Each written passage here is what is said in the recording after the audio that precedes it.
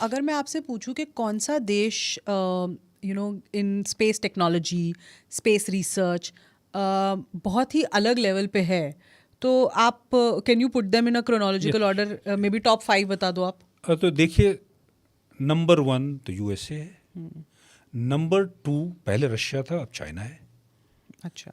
तब आते हैं रशिया एंड यूरोप, और वहीं कहीं पर हम आते हैं. तो हम मतलब उधर तक तो हैं. हाँ, हम उस हाई टेबल में हैं. देखिए, चंद्रयान 3 ने जब मून के साउथ पोल में के पास लैंडिंग लैंड की, किया. वो हम पहले देश हैं. और सॉफ्ट लैंडिंग की टेक्नोलॉजी भी हम तीसरे देश हैं, सिर्फ अमेरिका और चाइना ने की. तो जहाँ तक स्पेस का सवाल है, हम कई देशों से बहुत आगे.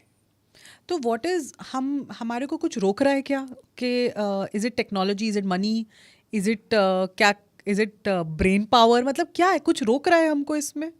कुछ नहीं रोक रहा है. और is it just the gap जो टाइम इतना हो? हम ज़रूर नंबर 1 पे भी पहुंचेंगे. अच्छा. पर मैं आपको इसकी शुरुआत बताना चाहता हूँ कि अमेरिका ने 1969 तक मून पर लैंड कर गए थे. जी. रशिया भी काफ़ी आगे था. पर इंडिया ने अपना प्रोग्राम 1960 के बाद शुरू किया. अच्छा, so we are late entrants. तो गवर्नमेंट का विजन था, हाँ. And fortunately we had people like doctor Sarabhai.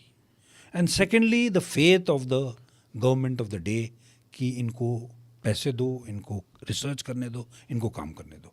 और इसरो ने पिछले 60 सालों में बहुत ही अच्छा काम किया.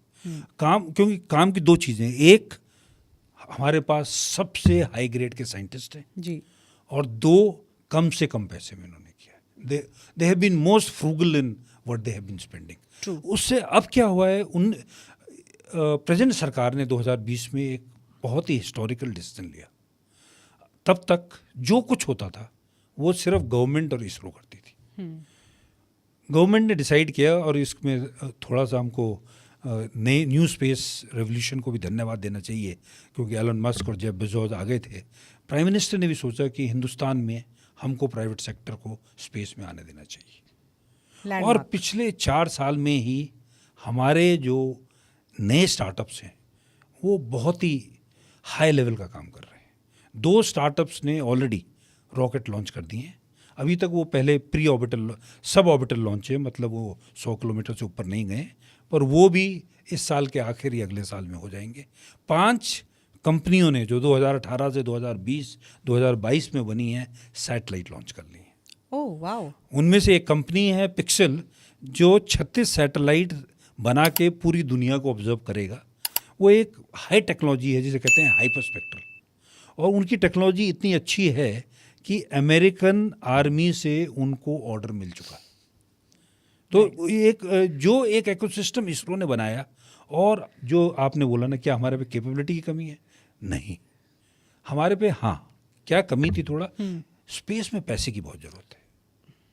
और गवर्नमेंट ने ओपन इसलिए किया है कि प्राइवेट पैसा भी यहाँ आए. और अब एफडीआई भी लिबरल कर पहले कोई एफडीआई डायरेक्ट रूट से नहीं थी, अब 100% तक एफडीआई लिबरलाइज. एक्चुअली हमें अपने ट्रेडिशनल जो वॉरफेयर हमारा, जो किसको हम कहते हैं एयर, आर्मी एंड नेवी, उधर भी पैसा तो लगता ही है, एंड वो भी हमारे देश के लिए एक प्रोटेक्शन फ्रंट है. हाँ जी. पर अब क्योंकि 2 और नए उसमें हिस्से जुड़ गए हैं, स्पेस और न्यूक्लियर एंड साइबर, तो इस पे भी अब आई थिंक इसमें ग्रोथ तभी हो सकती है जब प्राइवेट प्लेयर्स आपके साथ जुड़ें, क्योंकि they get their might of money and intellect.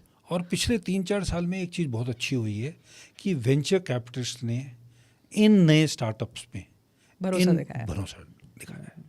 मुझे हाँ, ज़्यादा पैसा तो अल्टीमेटली गवर्नमेंट से आएगा. गवर्नमेंट को इंसेंटिव्स देने हैं, बिल्कुल, लोअर टैक्सेस करने हैं, लोअर जीएसटी करनी है, इंपोर्ट टैक्सेस को रिड्यूस करना है.